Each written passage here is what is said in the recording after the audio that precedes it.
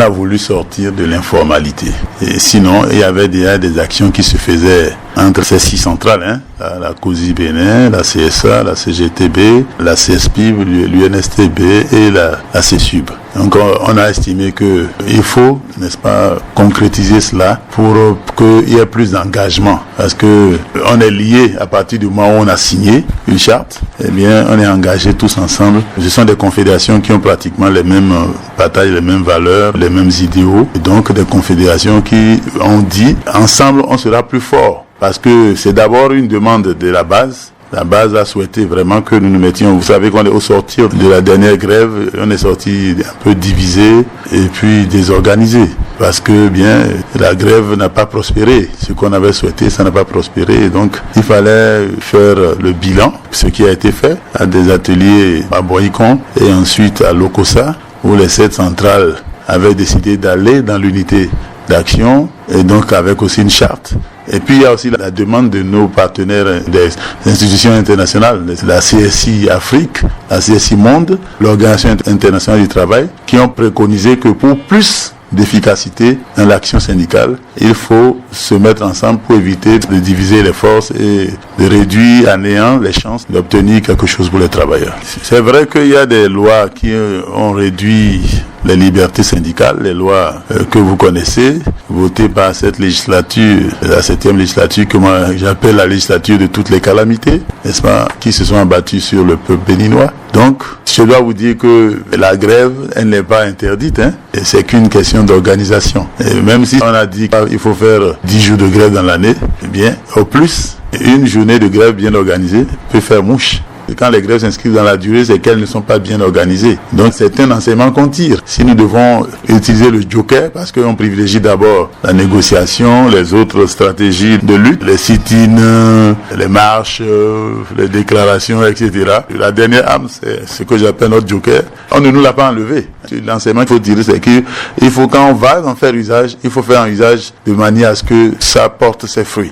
En une journée ou 2 journées, on peut obtenir ce qu'on met du temps à obtenir. Donc, la grève, on ne l'a pas enlevé cette arme. C'est un joker. C'est le joker et on ne le sort pas comme ça, à la première minute, dès que le jeu a commencé. C'est d'abord privilégier la négociation, privilégier le dialogue. Et si en face vous avez le répondant qu'il faut, je crois qu'on n'a pas besoin de recourir, n'est-ce pas, au joker. Il y a d'autres stratégies aussi de lutte, le sitting, les marches, etc., les déclarations, autant d'éléments, autant d'armes que nous avons pour rendre l'action syndicale fructueuse. C'est pour être plus efficace qu'on a décidé de se mettre ensemble. Et cela, c'est pas une signature qui engage tous les signataires, toutes les confédérations signataires. Et donc, on a mis sur pied le bureau exécutif national. Et donc, je suis le porte-parole. Et pour une année, ça va se faire de façon rotative, pour une année renouvelable une fois. Et donc, peut-être l'année prochaine ou dans 2 ans, si je venais à renouveler.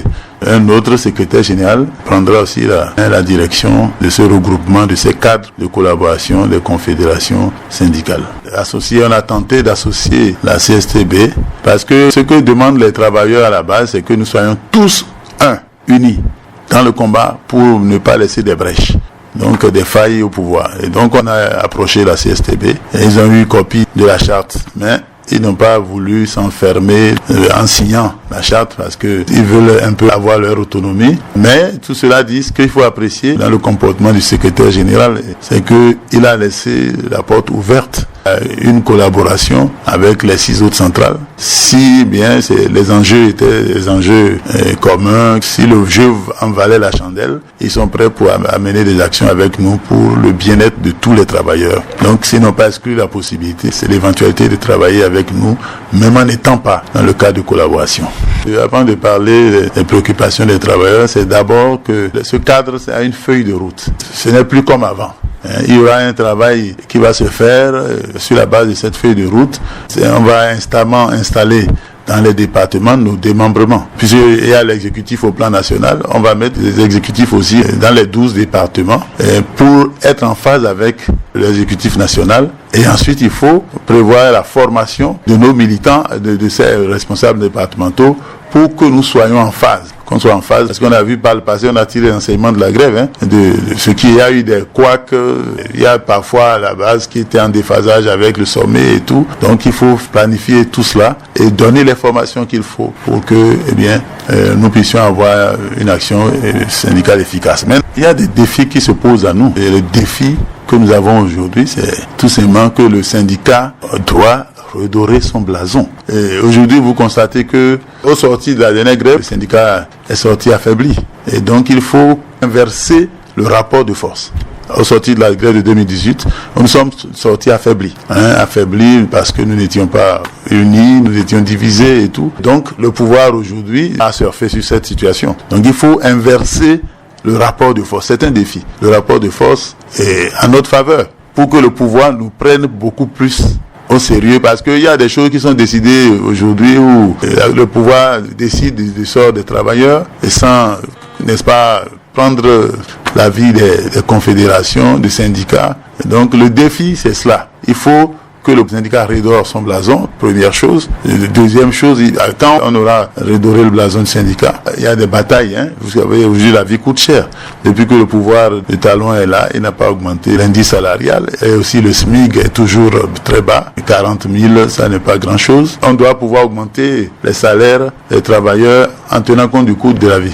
Aujourd'hui, vous voyez, le carburant est devenu cher. Les denrées de première nécessité ont flambé. Les travailleurs, même l'électricité, ont vu une augmentation pour l'année prochaine, dès 2021, ce qui va faire que le panier de la ménagère s'amenuise. Donc, on doit se battre pour qu'il y ait quelque chose soit fait de ce côté-là. Pour les travailleurs, il y a des engagements qui sont pris.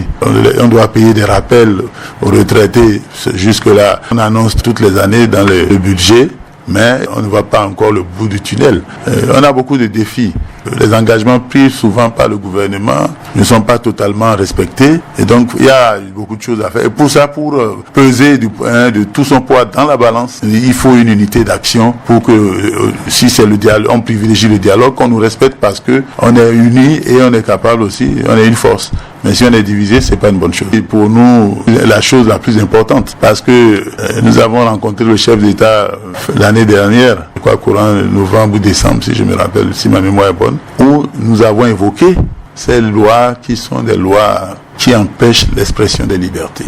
Je vais citer la loi sur la grève, la loi sur l'embauche, qui fait du travailleur quelqu'un de taillable et corvéable à merci. Et ensuite, la loi sur la fonction publique, les agents de la fonction publique, la loi portant statut de la fonction publique. On a introduit des dispositions où on peut le radier à tout moment les fonctionnaires, comme si c'était un des malpropres. Il y a tout ça qui fait que on a posé le problème au chef de l'État, mais y compris aussi cette loi, le code pénal, qui empêche aussi les regroupements, pas de regroupement illicite et tout. Et le chef de l'État, il avait dit, il a promis qu'on va, il faut laisser les textes être mis en œuvre et puis après on se retrouvera pour évaluer. Donc on avait demandé, le moment venu, on souhaite vraiment que ça soit évalué dans un avenir très proche. Donc nous avons aussi ça comme un défi pour que effectivement les libertés syndicales qui ont été mises à mal par ces lois scélérates, liberticides, que cela soit restauré pour le bonheur d'abord de notre démocratie.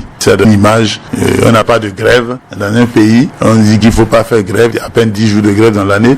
Dans aucun pays au monde, vous avez ça. Donc, moi je suis farouchement contre cela et j'ai eu toujours l'occasion de le dire quand on s'est retrouvé devant le chef de l'État. Ça fait partie, dans notre feuille de route, il y a la demande expresse de la relecture, n'est-ce pas, de ces différents textes.